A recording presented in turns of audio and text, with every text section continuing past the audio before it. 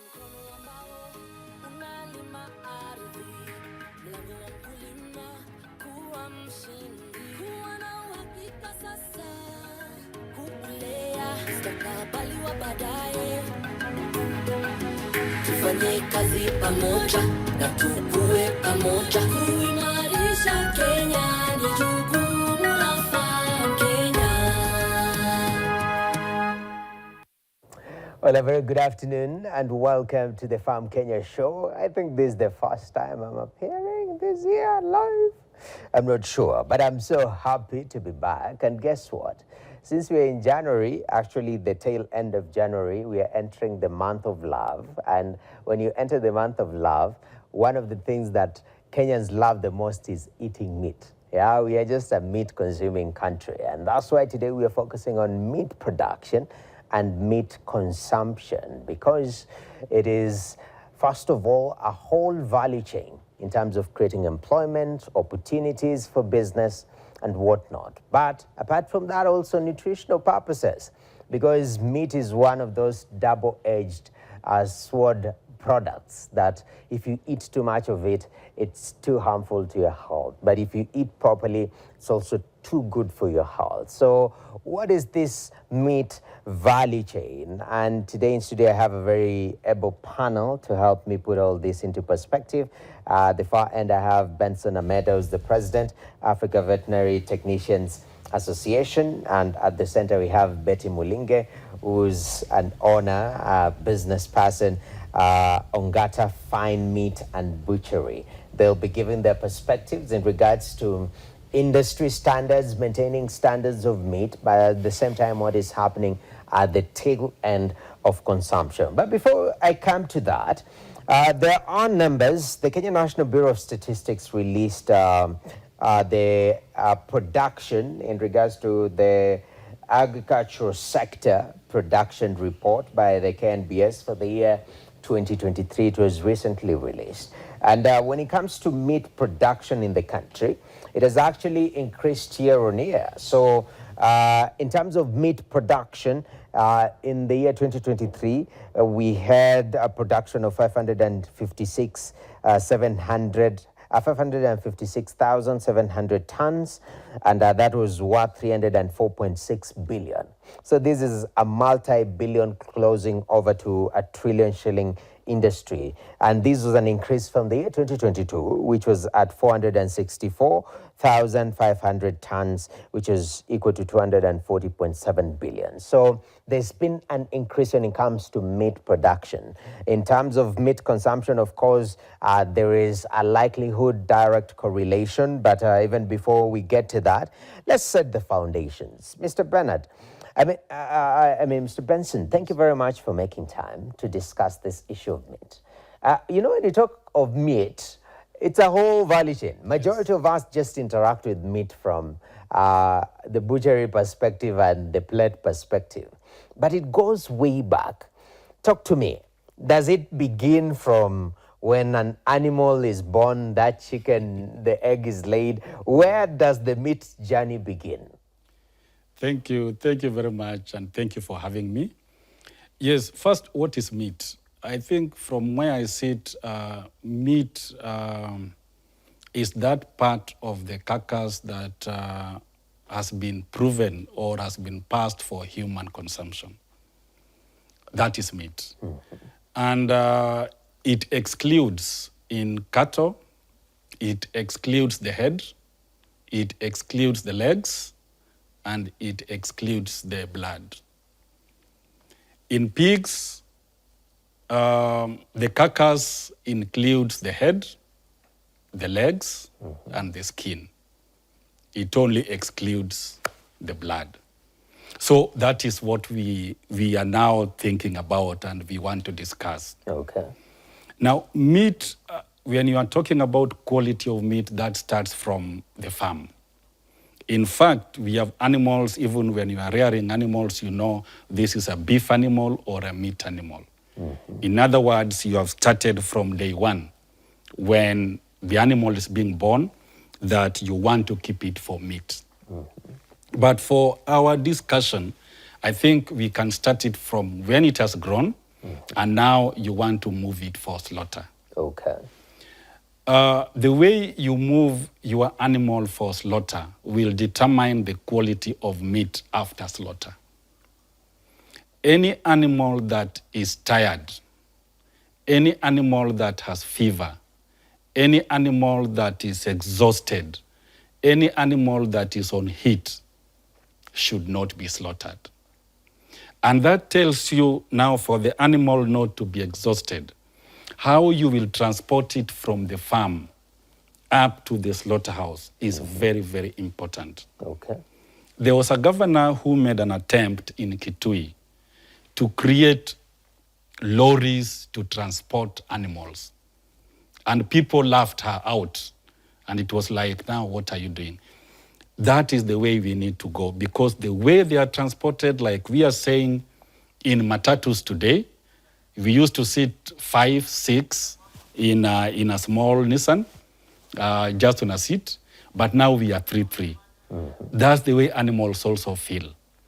Now, when you crowd animals, you are taking this animal to be slaughtered, that animal will not give you the right quality of meat. Oh.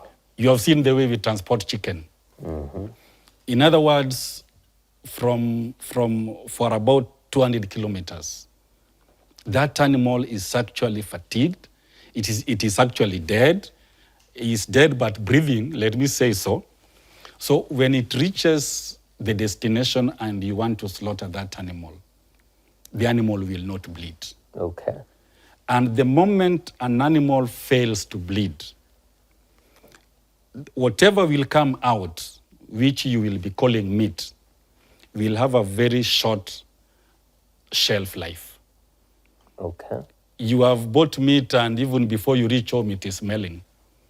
You just bought it in the morning from the butchery. In the evening, it is something else. That's an animal that didn't have sufficient bleeding. Okay. And I'm glad you're going deep now, and you've covered quite a lengthy process now. We are in the slaughterhouse. Yes, and yes. the animal is bleeding, you know. But before we go even into this. Yeah, before it bleeds. Yeah, before it bleeds, you know. I'm thinking, Betty, because you run a butchery. Yes. Yeah? This is information that I didn't know, whether this cow or this animal bled well or not. As a consumer, it's not something that I'm really aware of. And I think you are the intermediary between what is happening in the slaughterhouse, and we'll go there deeper into it, and we as consumers. Are you privy with this information? Are customers very aware what is good meat, what is not so good meat? Or is it mpaka imefika kwa plate hapo ndio sasa tunaanza kudiscuss? Ina taste funny, yeah? Thank you very much. That brings us to the point of feeding lots. Feeding lots is where animals are kept to relax and rest, and it helps to improve the quality of meat, because by the time they are taken to the slaughterhouse, they have rested, they are relaxed, even the blood flow is good. I would say I'm also saying this from a pharmacy class. I'm a pharmaceutical technologist by profession and practice over 10 years. This animal has already rested. I think it relates to human being. Even you, when you have rested well, that is your most productive moment. And this explains feeding lot is, let's say it's coming up, has not been there before. Before, the Maasais or other people would transport the meat overcrowded in those lorries, and they would just come so tired. Probably they arrived in the evening and they are going to be slaughtered the following day. That's what the veterinary doctor is talking about. Okay. So for me, I'm aware, and some of the customers, just a number, because there is a customer will go and tell you that I bought a meat, but I could feel the muscles were not relaxed. There are people who can actually feel from their teeth that that animal did not have relaxed muscles. And it is all because of that. Really? Yes. I need to take a class in terms of, you see the way people test wine sommeliers, and Yes. we need to do something for meat, yeah? chew that, you feel that animal was tensed a little bit. yes. But in that regard, coming to you, Benson, you say, and she's brought in a very important point of very feeding important, lots, which very is very important. Is it standard practice across all our slaughterhouses to have these spaces to make sure that our animals are better relaxed? I'll say it is not, but it should be. It should be, and she has actually said it right. Animals are transported today.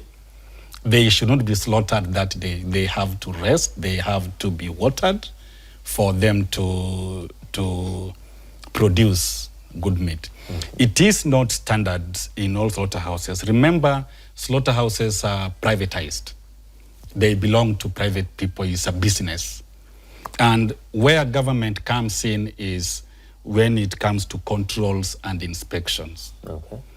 And sometimes, because this is a devolved function, currently it is, before it was a national government function, there are still challenges in that.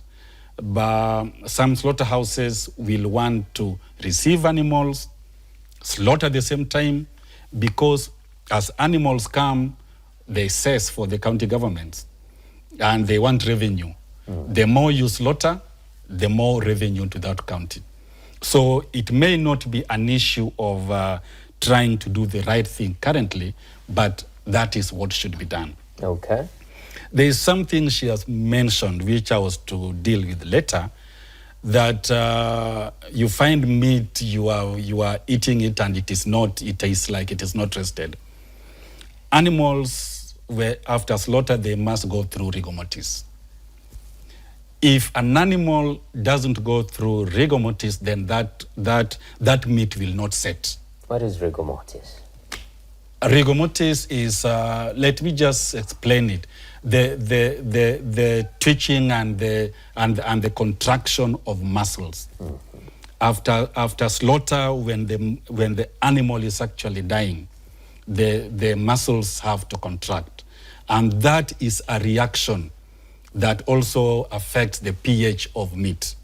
So that if the pH of meat is lower, remember, there are some other chemical reactions that take place there. The breaking down of glycogen, so that you have the acids and energy. When there is no glycogen, there is no energy. And therefore, the acids will also be lower. When the animal is not acidic, normally it is about 5.4 to 5.6, then the disease-causing organisms will attack it easier. When the pH is lower, then the disease-causing bacteria will not attack that meat easily. So whatever, if you are eating meat that is not set, there's no difference between you and a hyena. You see hyena eats animals while they are moving. And the animal has not, it is not dead, the meat has not gone through rigor mortis, you are actually the same. You are eating something that's still living. Okay. So I think that is what just what I wanted to add on what she has said. That's very important, and I can imagine as an off-taker who's now going to the butchery and selling, like, this understanding is very important. And I don't know how many people are coming, opening butcheries, and they go to the slaughterhouse and they're told, this is the cow. Hii ndio ya leo ilichinjwa. Unachukua hivyo, unabeba, and you want to go resell, and you are not pretty sure what the process was, as long as there is that rubber stamp. So there is rigor mortis that has been mentioned. For you, because you go to the slaughterhouse, right? Yes. What are you observing while you're picking your meat? You call it carcass, yeah? While you're picking your carcass to take back to your business, what are you observing? What are you keen about? First, as you said, maybe we could select a cow or an animal to be slaughtered, and sometimes you find it on heat, that is running and jumping all over. At times, we have to forgo that one, because we know we are not likely to get quality for that one. Maybe we just wanted it so much because you can tell quality, of course, before you slaughter. But at times we have had to forgo when the cow gets on it and select another one.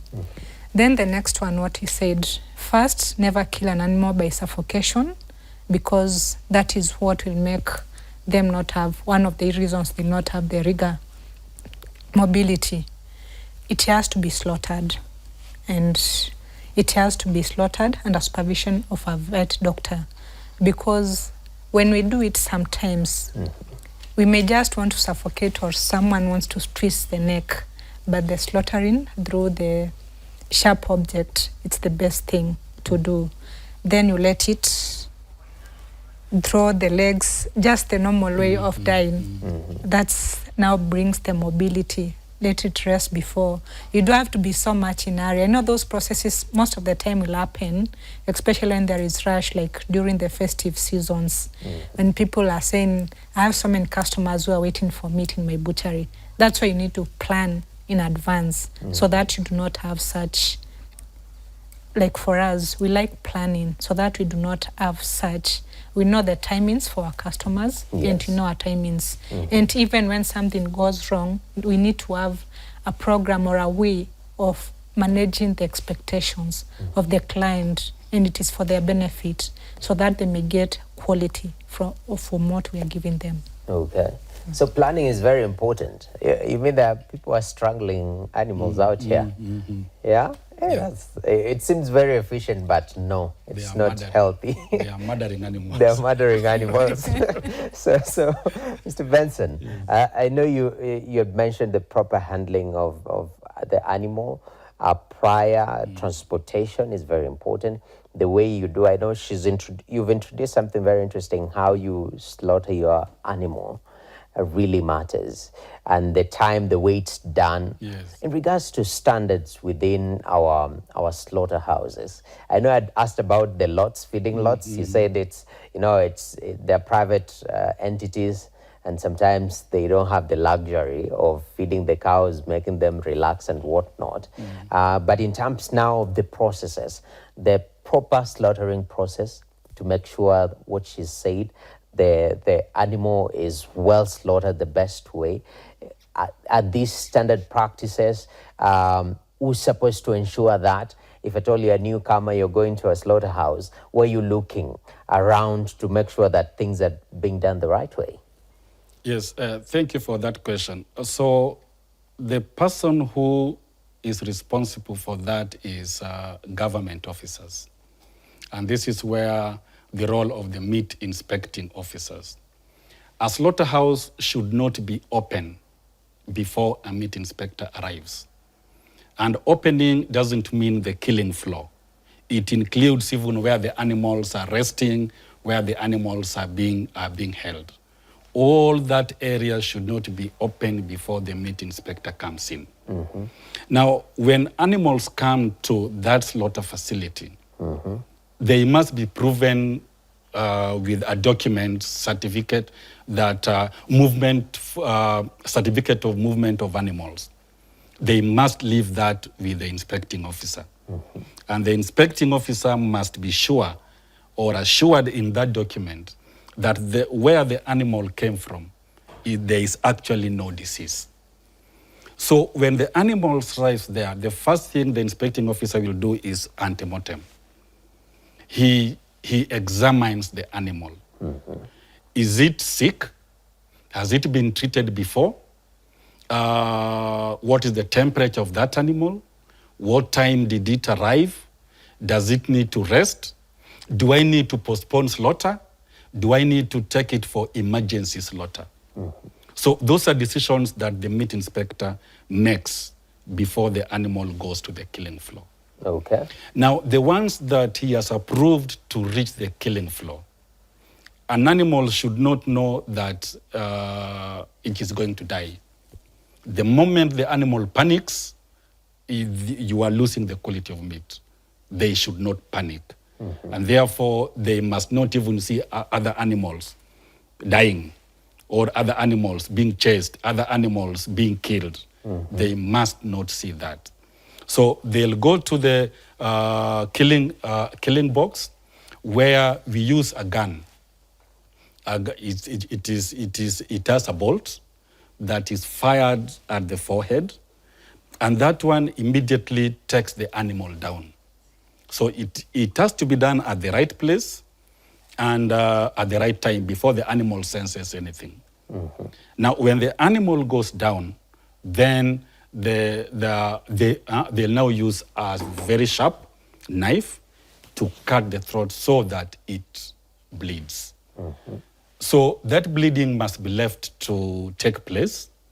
And after the bleeding is now when you now continue removing the skin, dressing the animal. You remove the skin, you remove the head and all those things so that you remain with the carcass. Okay. Now, for this to be successful, the meat inspector must be independent in making decision. He must not be made to make a wrong decision by somebody else, either the authority or the farmer or the trader. He should be left now to take charge at that point, to make those decisions on himself. So after the slaughter, the inspecting officer will inspect all parts of the animal, including the head and all other parts of the body. And after that, now he'll also make a judgment. Okay. And the judgment can be either to condemn in toto. Condemn in toto means the whole animal goes down, is thrown away to a condemnation pit. Or to make partial condemnation. It means some parts of the carcass are removed because not all parts are bad. Okay. Or he can decide to detain the animal for further inspection after some hours. So he will stamp it, detain, and then it moves to where it will be detained for re-inspection. Okay. Or he can decide to pass it by his judgment. If he passes it, then he stamps this animal is approved for human consumption. All right. Betty, as a business person, of course, you would want 100% of your animals to be passed.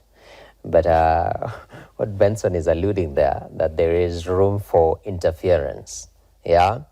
Of course, business interests and whatnot.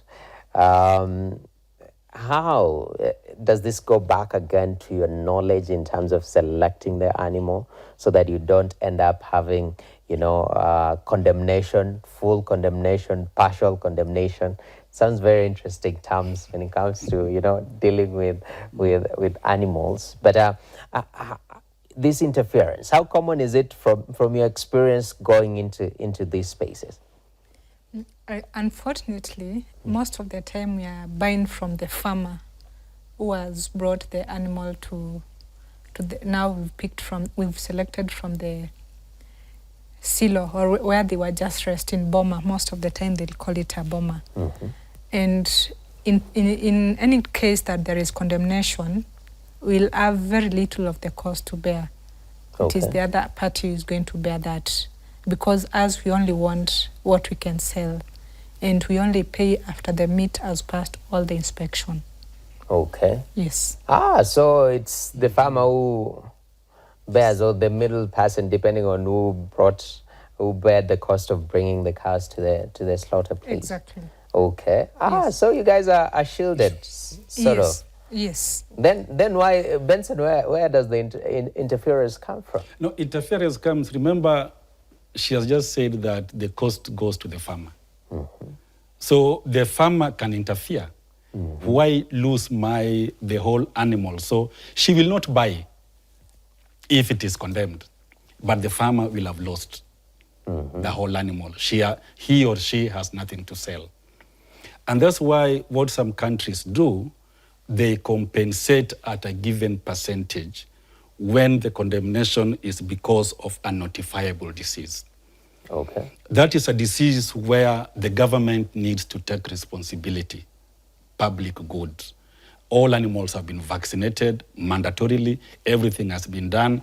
Then if an animal gets such a disease, then the farmer gets some percentage so that he doesn't lose everything.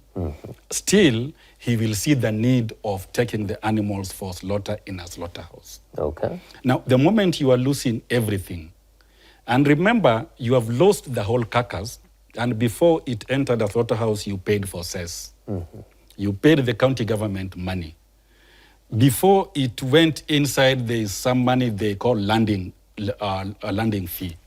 When the animal has landed, you pay a fee. It's like aviation. There is an inspection fee. There are all those fees. Yeah. And then you lose the whole animal. Yeah. So that, to some point, discourages some traders from taking their animals to their slaughter facility. Okay. Because for her, she'll buy another one. Yeah, which has not been condemned. But one person, there's somebody who is losing. Okay. Yes. There should be a compensation fund to cater for that. There should be, because when the cause is a preventable one and under the responsibility of government, because an individual cannot do mass vaccination, for example, there are diseases that are actually notifiable and they are listed as such. Okay. So something should be done. Or alternatively, if, like in our country, most of the slaughterhouses do slaughter on contract. Okay. When you take an animal, that meat does not belong to the slaughterhouse. So it belongs to whoever buys it. And whoever buys it also will not take responsibility because I've only bought the meat. So nobody will be willing to lose along that chain. It is different from when a slaughterhouse buys the animals, pays the farmers, whether they'll be condemned or not. Okay. They are slaughtered.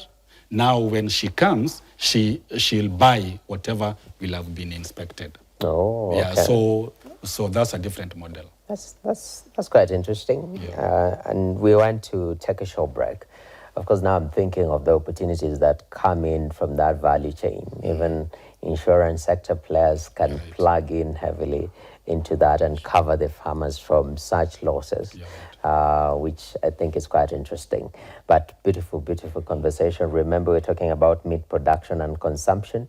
And if at all you just joined at the point Benson was saying landing, and you're wondering what is aviation with meat here, it is actually, there are quite interesting terms in the meat value chain that we are learning today. Remember, this is the Farm Kenya Show. We want to take a short break. When we come back, still, we keep the beef on. Stay tuned. Unalima ardhi, mlango wa kulima, kuwa mshindi, kuwa na uhakika sasa, kukulea mustakabali wa baadaye. Tufanye kazi pamoja na tukue pamoja, kuimarisha daye. Tufanye kazi pamoja na tukue pamoja, kuimarisha Kenya ni jukumu la Farm Kenya. All right, welcome back to the Farm Kenya Show. We might as well call it the meeting of the Farm Kenya Show. Beautiful, beautiful discussion in regards to matters meat production and consumption. And we've talked about, the journey of an animal from where it was raised to the slaughterhouse, what we need to do within the slaughterhouse.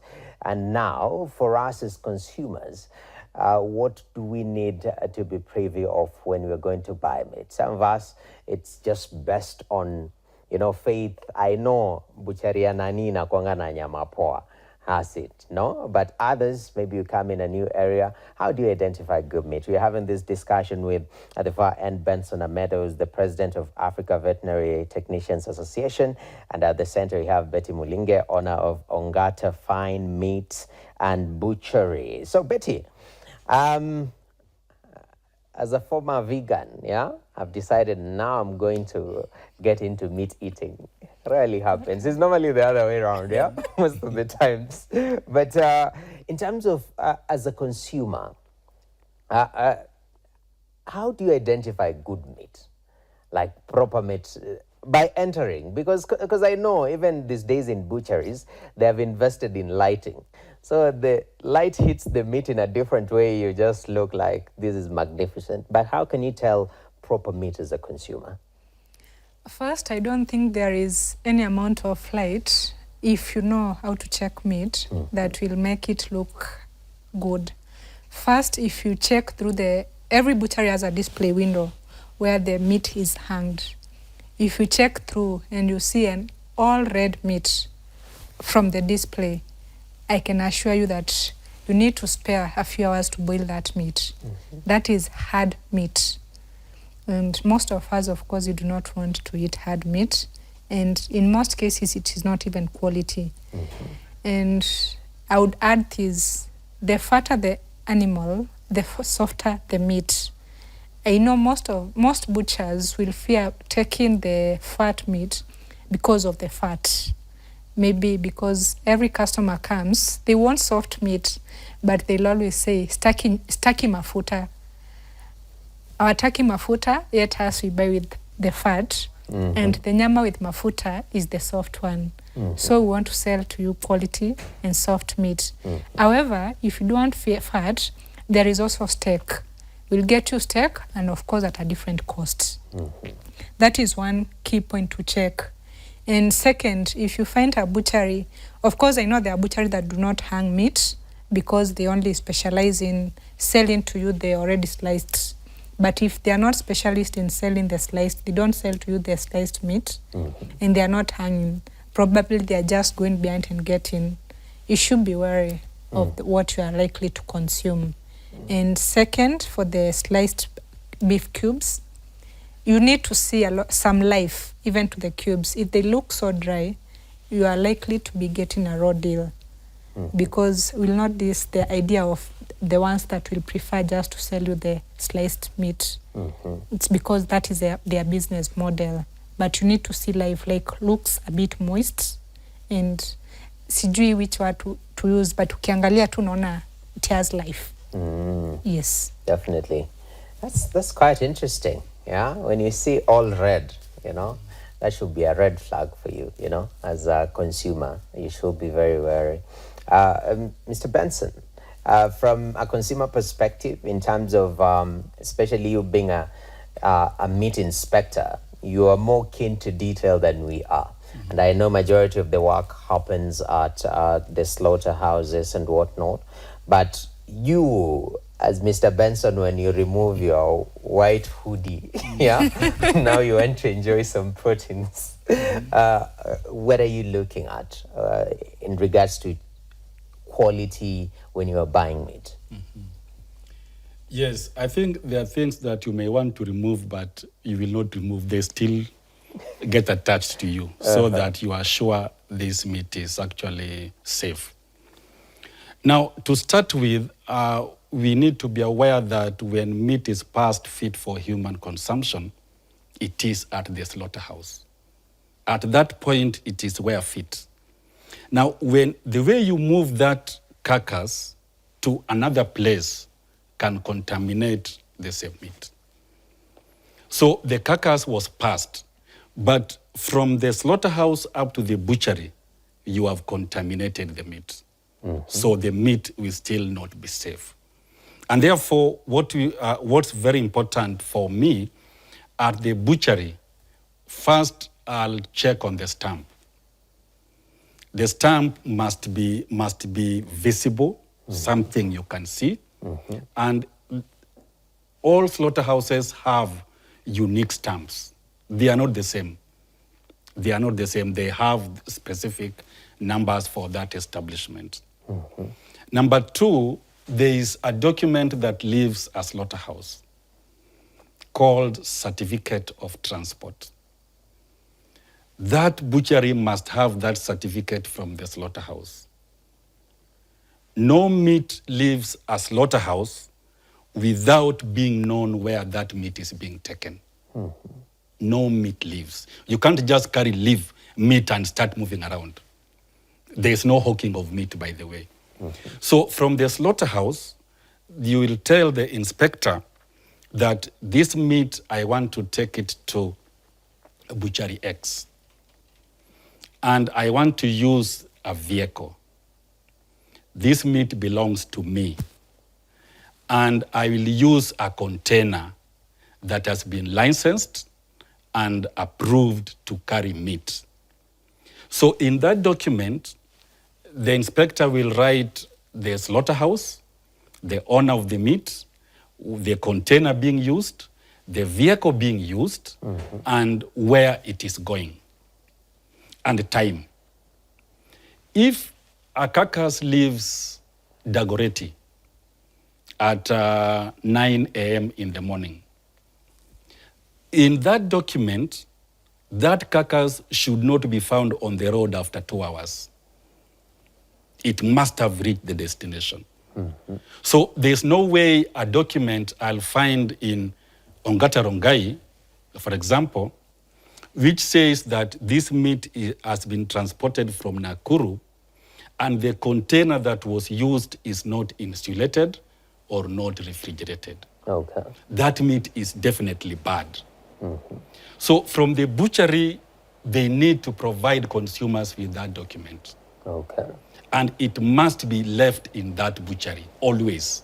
Okay. So that when I go as a consumer, I've seen the stamp, there's that document, so I can easily trace that meat up to the slaughter facility. Okay. And then I'll order for 1.5 kilos. 1.5 kilos. Yes. Very specific. Bessie, but how many people come to your butchery and they say, can I see the certificate? Can you turn? I want to see the stamp. Most of us just walk in and you're like, okay, I want to get meat. Unless it's Mr. Benson, who is very thorough, I'll ask his certificate iko wapi. And even you as a business owner, you're asking too much. Who are you? You know. But how often do people ask for this information when they come to buy meat? Unfortunately, even consumers do not know that meat should be stamped. I'll give a case scenario where a customer called me sharing a photo saying the goat that have been sold has an issue. It has some reddish on its skin. And I asked the customer to share the picture on WhatsApp. When she shared, I realized it was the stamp from the slaughterhouse. Now at that point, I had to explain to her that is stamp from the slaughterhouse and it is food grade. So there is nothing to worry about. That's the point I realized that most consumers do not even know how to even check. She doesn't even know that there is something like that happens in slaughterhouse. Yes. I see that. Your client didn't want to eat a stamp, you know?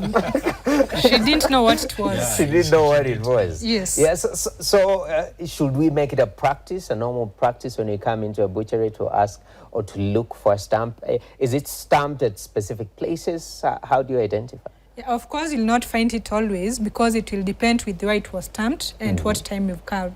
Maybe that at that moment that part has been sold, or maybe at times we just cut it off because of avoiding so many questions. Okay. But maybe it was stamped at the leg and we've already sold that part. You come in the evening, you won't find it.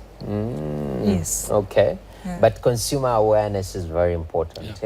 And it's quite interesting that, you know, the client, you know, that feedback loop is very important. You know, back in the day, you would buy a meat, and you just go by faith. You know, you just go by faith, right? If it is bad, you are done. You know, you're a mechomeka, so you'll make your porridge and sleep in peace. But if it is good, then good for you. So that consumer awareness seems to be very important, Mr. Benson. I think it's very important, even before you ask the next question, the way the carcass is stamped, the law is aware that it will be sold. So the way it is stamped, however how you will cut it and sell it, up to the last bit there, you will still see the stamp. But what happens, she's actually right. In some slaughterhouses, the meat traders, with that experience, now impress on the inspecting officer that please don't stamp it that way. I have customers who will not want. And because the meat inspecting officer may not be independent at that point, and this is why we are talking of independence in making judgment and decisions, then follows the trader and just stamps one side. Because of some customers saying there was a mark, there is this, and they're not sure whether it should be eaten or not. It is actually something that can be eaten. It is food color. Definitely. Yeah. Very, very important. Yes, yeah. Even as we come to the tail end of this conversation, there's been this extra normal, we can call them paranormal, occurrences in our country, where, somebody is wondering why they are hardworking. Kumbe they have been eating, donkey meat. That's funny. That's funny. Wondering these days are different. No, you are hardworking. I'm trying. Yeah, but I'm thinking, Betty, like there is always bad players in every sector. You at Ongata Fine Meats and Butchery, you're doing it right, by the book properly, and you can tell by the clientele. But again, there are bad players. Sometimes you find meat that shouldn't be there. Sometimes game meat, sometimes donkey meat. From your perspective and just observing the industry, how do we end up in such occurrences? First, I think I would say in this country, just in every business, people are just greedy and want to make quick cash. If someone wants to sell game meat, which is not a crime, they should just apply for the relevant licenses to run that, so that the meat is inspected. Why do you want to bring game meat in a butchery that is only allowed to sell cow and goat, maybe per se? I think for me, I would say it's just greed, running from bottom to top, I would say, because I've been saying it begins with me. If personally I'm not accountable, I'm not going to expect my leader to be accountable. And I want to begin it from the point that I am. When I'm selling you beef, I want it to be beef. When I'm selling you goat, I'll not sell you sheep in place of goat. I want to be that honest with you. If you want sheep, order for sheep, I'll bring, because that is another area that is happening. When I'm selling you chicken, it's chicken. It's about honesty, personality, and just doing things right. Okay. Yes. Definitely. Is it the same case, Mr. Benson, in terms of bad players and sometimes meat that shouldn't be in the market? I know you've talked about interference within the value chain, but even besides that, how do you end up having people eating donkeys and whatnot? Yes. Donkeys and game meat. In fact, they are bad players. I think that one we must accept. And this is spoiling the business for people like her who want to do the right thing. And that's why you find even in her business, somebody travels, spends 2,000 to go and buy a kilo of meat at 700. So it means that people have seen that we have crooks outside there. How do we reach there? In Kenya today, we don't have meat surveillance officers. There's none. In other words, if the inspectors have done their job in the slaughterhouse, who moves around to ensure that the meat which is being displayed is actually from a slaughterhouse? That should be the responsibility of the county governments. You cannot leave it to the consumers. And that's the loophole that so many people have seen. This is a multi-billion industry, multi-billion. So if you can do those crafty things and get even 2 million, why not? So people are stealing animals stealing donkeys. They are going for game meat. They transport them at night. And then the moment they have reached the outlet, the butchery, then it means they are safe. It is now between him and the consumer who will buy a kilo. There is no government at this point, which is a responsibility of the county government, to come and ensure that this meat is actually the meat that left the slaughterhouse. So I think that is where we have a very big gap. Even the ones that are being transported, we have meat being transported at night. Where are they coming from and where are they going?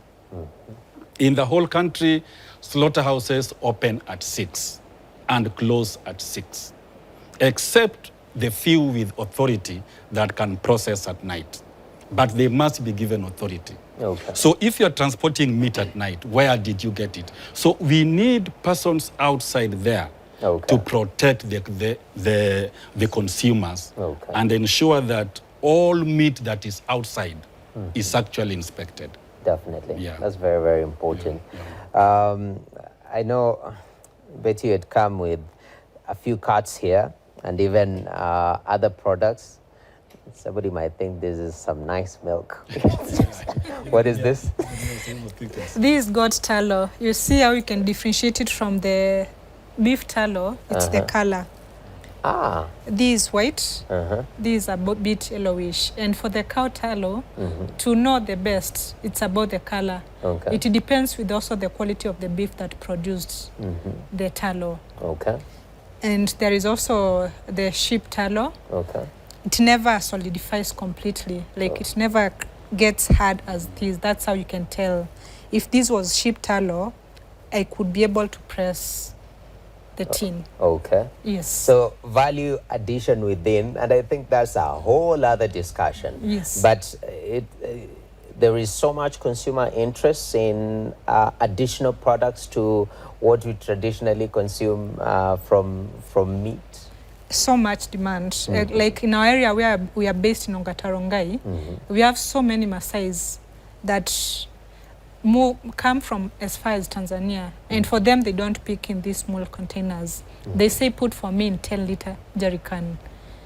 Yes, they pick in 10-liter jerrycan. At any point, I must have at least 2 10-liter on standby because they come and say we are traveling with it to Arusha or such. Okay. The consumption from Maasais is very high. And we have also seen in the recent days an increase from demand from people like you. Like right now I have someone I know, I've been selling to people who are also coming and now putting their labels for resale. Oh. Yes, I feel proud because I'm giving out to the market good product. We do this by ourselves. Okay. We cook it for, when the Maasais come, they'll say, give me a knife to test. Kama imeiva, they can tell. And they say they only keep coming back because inakuanga imeiva.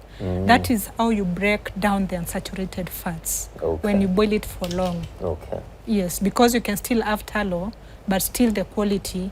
Maybe we'll not discuss about advantages today. People can go and check. Yeah. But you may not reap full benefit if it is not fully cooked. All right. Yes. Definitely. Very, very interesting discussion. I think when somebody was talking about tallow oil and reeling and what happened to the prospects of Maybe Kenya having just its to add, own. it is not only food, it is also medicine. I told you I'm coming from the pharmaceutical industry. It has very high moisture content. Okay. And for breastfeeding mothers, sometimes they get cracks on the nipples. I've helped so many with them. Okay. And for tough skin conditions like eczema. Okay. Yes. Beef tallow is for you.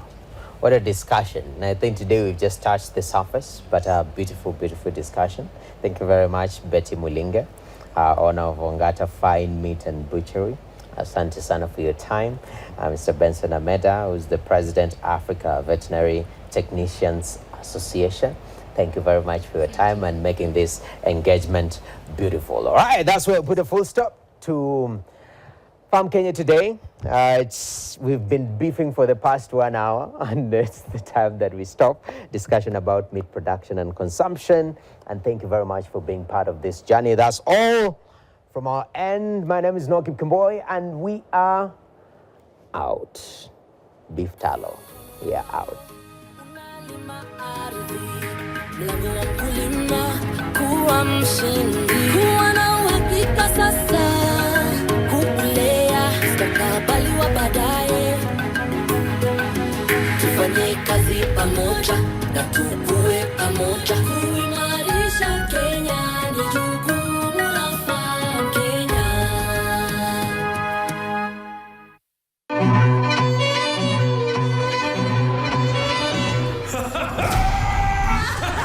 I want my family to remain intact. The Fierro dynasty faces turmoil following the mysterious disappearance of a house help